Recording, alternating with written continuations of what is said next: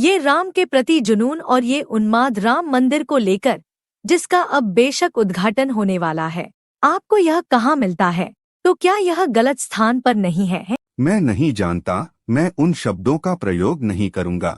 वे बहुत कड़े शब्द हैं। जुनून, उन्माद, ये सब। क्योंकि अगर किसी को 7 या 8 हजार साल बाद प्रेरणा बनना है, वहाँ कोई न कोई तत्व जरूर होगा। 1 या 2 लोगों के लिए नहीं, लाखों करोड़ों लोगों के लिए। हजारों साल बाद अगर किसी को प्रेरणा बनना है तो कुछ तो होना ही चाहिए। अगर हमें वह चीज नजर नहीं आती तो हम कहेंगे कि यह एक जुनून है। लेकिन मुझे मुद्दे पर आने दीजिए, और वैसे भी राम मंदिर पर आते हैं, क्योंकि राम को अपने जीवन में कई समस्याओं का सामना करना पड़ा। हजारों वर्षों के बाद भी उसके पास अभी भी अचल संपत्ति के मुद्दे हैं। उनकी अचल संपत्ति हजारों वर्षों के बाद भी व्यवस्थित नहीं हुई है। इसलिए जो लोग उनसे प्यार करते हैं वे उस अचल संपत्ति को व्यवस्थित करना चाहते हैं। मुझे लगता है यह सुलझ गया। सुप्रीम कोर्ट ने इसका निपटारा कर दिया है, इसलिए वे मंदिर बनाना चाहते हैं। यह भक्ति है। इसे उन्माद और जुनून क्यों कहा जाना चाहिए? क्या फिर मैं एक और शब्द का उपयोग करती हूँ, जिसे आप फिर से कड़े कहेंगे? क्या यह विभाजनकारी नहीं है?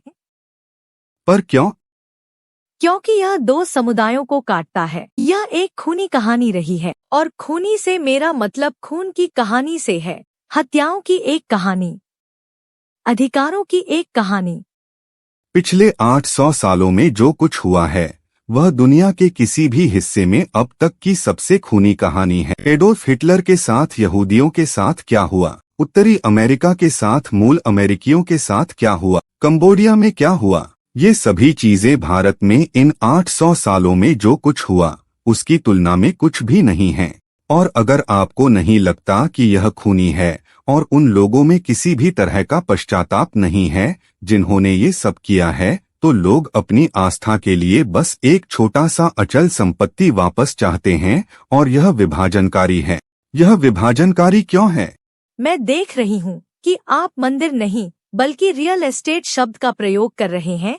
यह रियल एस्टेट है क्योंकि मंदिर भक्तों के दिलों से बनाया जाता है। जमीन सिर्फ रियल एस्टेट है, लेकिन यह उनके लिए पवित्र है क्योंकि इसे जन्मस्थान के रूप में पहचाना जाता है। और जाहिर है कि इस बात पर कोई सवाल नहीं है कि वहाँ कोई मंदिर था या नहीं। यह एक मंदिर नहीं है। हजारों मंदिर बनाए गए क्योंकि यह एक नीति है कि इसे बनाया जाना चाहिए और इसे भविष्य में बनाया जाएगा। साथ ही अगर हम इसकी रक्षा नहीं करते हैं तो इसे भविष्य में बनाया जाएगा। साथ ही अभी भी पाकिस्तान, बांग्लादेश में ऐसा हो रहा है। यह विभाजनकारी क्यों होना चाहिए?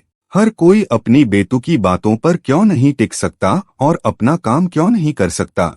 मैं बिना किसी विश्वास प्रणाली के रह सकता हूँ, लेकिन शायद लोगों को कुछ विश्वास प्रणालियों की जरूरत है ताकि उनके पास अपने विश्वास हों। लेकिन ऐसा कैसे हो सकता है कि मैं सोचता हूँ कि मेरा विश्वास सही है और आपका गलत है, और आपको सिर्फ इसलिए मर जाना चाहिए क्योंकि मैं जो नहीं मानता उसे मानता हूँ।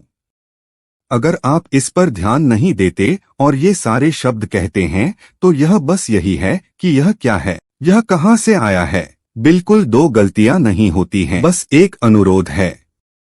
ये 3 प्रतीकात्मक स्थल, शिव, रामकृष्ण, हजारों लोग गए हैं। मंदिरों को ध्वस्त कर दिया गया है। कोई नहीं पूछ रहा है क्योंकि इतिहास को ठीक करना असंभव है और कोई नहीं सोचता कि इसे ठीक किया जा सकता है। हम इतिहास को बहुत अच्छी तरह ठीक कर सकते हैं। नहीं, क्या कोई दिलचस्पी रखता है? ये 3 प्रतीकात्मक स्थल वहां थे। आप जानते हैं, मूल उपस्थिति ये 3 प्रतीकात्मक स्थल थे जिनके लिए वे मांग कर रहे हैं। क्यों इसे बिना किसी लड़ाई के नहीं दिया जा सकता? कहाँ है लड़ाई? और कोई लड़ नहीं रहा है। वे केवल अदालत जा रहे हैं। अदालत एक लड़ाई नहीं है, यह एक कानूनी प्रक्रिया है। आप कानूनी प्रक्रिया को अदालत की लड़ाई क्यों कह रहे हैं? आपने कभी अपनी जिंदगी में प्रार्थना नहीं की या मंदिर नहीं गए, या आप गए हो और आप कब जाना बंद कर दिए? और क्या आपने शास्त्र पढ़े हैं?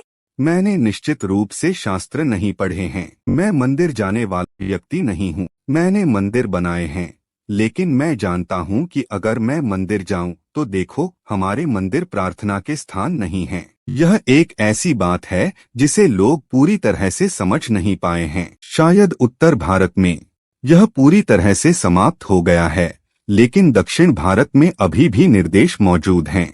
यहाँ कर्नाटक और तमिलनाडु में निर्देश हैं।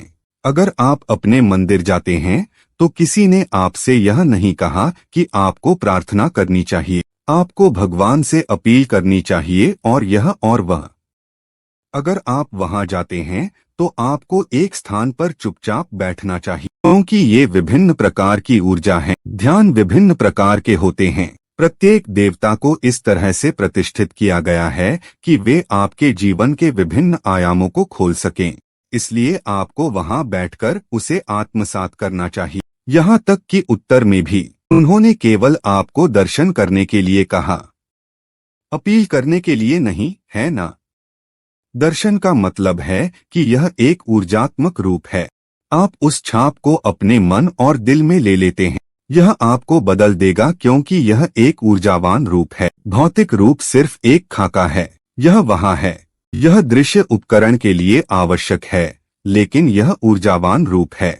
आपको इसे आत्मसात करना है, क्योंकि इस सभ्यता में जिसे आप अभी हिंदू के रूप में संदर्भित करते हैं, जिसे दुर्भाग्यवश इतनी बुरी तरह विकृत किया गया है, या चलिए कहें कि शायद अधिक उपयुक्त शब्द होगा सनातन, लेकिन आज यह भी एक बुरा शब्द बन गया है। सनातन का अर्थ है शाश्वत। तो इस संस्कृति में कुछ भी शाश्वत नहीं हो सकता जब तक यह समावेशी न हो। इस संस्कृति में प्रार्थना जैसा कुछ भी नहीं है।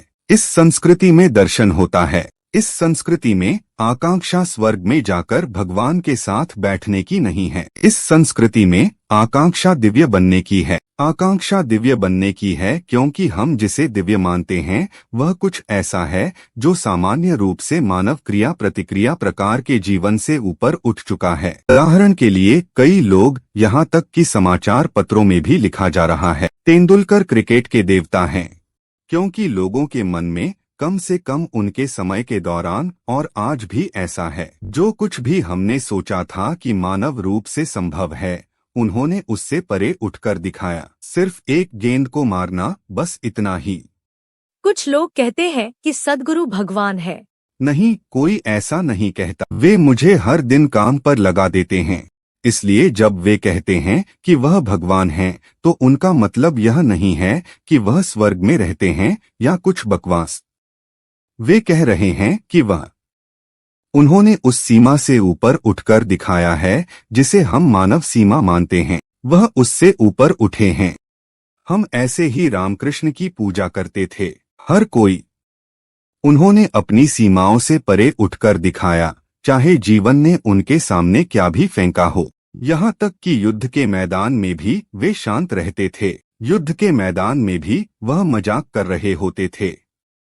इसलिए हम उन्हें प्रणाम करते हैं और हर कोई जीवन और मृत्यु से डरा हुआ है। कोई उससे ऊपर है, इसका मतलब हम उन्हें प्रणाम करेंगे। अभी भी मान लीजिए भारत में मेरी सेना में कोई एक मेजर या कर्नल है या कोई और, यहाँ तक कि गोलियां चल रही हों, वह बस शांत है। हर कोई उसकी पूजा करेगा क्योंकि वह किसी तरह से ऊपर उठ गया है। हम एक पेड़ को प्रणाम करेंगे, हम एक गाय को प्रणाम करेंगे, हम एक पेड़ को प्रणाम करेंगे, हम एक गाय को प्रणाम करेंगे, हम एक सांप को भी प्रणाम करेंगे, हम एक पत्थर, पुरुष, महिला, बच्चे, किसी को भी प्रणाम करेंगे, क्योंकि जीवन का कोई भी हिस्सा तब तक नहीं हो रहा है जब तक उसमें सृजन का स्रोत स्पंदित नहीं हो रहा है। अगर आप इसे पहचानते हैं तो आप प्रणाम करेंगे, अगर नहीं पहचानते तो नहीं करेंगे।